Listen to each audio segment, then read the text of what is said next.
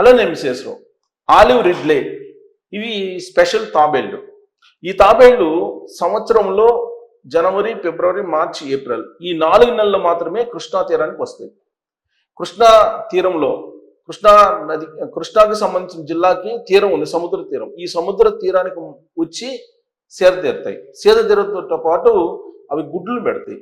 ఒక్కొక్క తాబేలు వచ్చేసి దాదాపు 20 నుంచి 150 గుడ్లు పెడతాయి. ఈ గుడ్లను ఎక్కడ పెడతాయంటే సముద్ర తీరంలో పెడతాయి. సముద్ర తీరంలో దాదాపు ఒక 50 ఇంచుల లోపల తవ్వి గుడ్లు పెట్టి వెళ్ళిపోతాయి. ఎప్పుడు గుడ్లు పెడతాయి ఇవి? ఈ తాబేళ్లు, ఆలివ్ రిడ్లే రకం తాబేళ్లు అర్ధరాత్రి ఎవరికి కనిపించకుండా, కంటికి కనిపించకుండా గుడ్లు పెట్టేసి వెళ్ళిపోతాయి సముద్రంలోకి.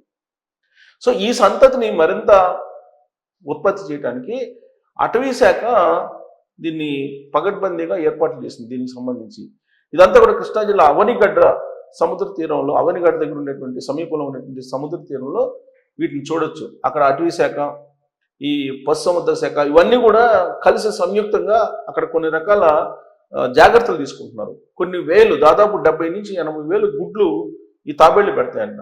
సముద్రంలో ఎక్కడుంటే తెలియదు ఆ తాబేళ్లు. బట్ ఈ 4 నెలలు మాత్రం కరెక్ట్గా కృష్ణా తీరానికి వస్తాయి. కృష్ణా తీరానికి వచ్చి కృష్ణా తీరంలో ఈ గుడ్లని పెట్టి వెళ్ళిపోతాయి అవి.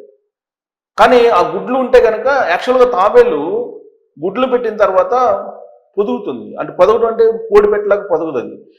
అది దానికి సపరేట్ ప్రక్రియ ఉంటుంది. ఆ తాబేళ్ళు వెళ్ళిపోతున్నాయి. వెళ్ళిపోయి మళ్ళీ పగలు రావు, అసలు కంటికి కనిపించవు. అవి కంటికి కనిపించకుండా వచ్చి రహస్యంగా గుడ్లు పెట్టి వెళ్ళిపోతాయి. ఇవి ఆలివ్ రిడ్లీ తాబేళ్ళ యొక్క స్పెషాలిటీ. అయితే ఆ గుడ్లను మాత్రం సేవ్ చేసేసి అవి పిల్లలు అయిన తర్వాత వాటిని సముద్రంలో వదిలిపెడుతున్నారు అటవీ శాఖ. సో దాంతో గత 2-3 సంవత్సరాల నుంచి కూడా అదే చేస్తున్నారు. అయితే ఇప్పుడు కొన్ని వందల తాబేళ్లు కృష్ణా తీరం వెంబడి కనిపిస్తున్నాయి. ఇవి ఆలివ్ రిడ్లీ తాబేళ్లు. ఇది సీజన్ అనమాట. వాటిని చూసేందుకు అర్ధరాత్రి దాటిన తర్వాత ఆల్మోస్ట్ 8 తర్వాత నుంచి రహస్యంగా వచ్చి గుడ్లు పెట్టి వెళ్ళిపోతాయంట, కంటికి కనిపించకుండా. ఇది నిజంగా కూడా ప్రకృతి యొక్క అద్భుతం అనుకోవాలి.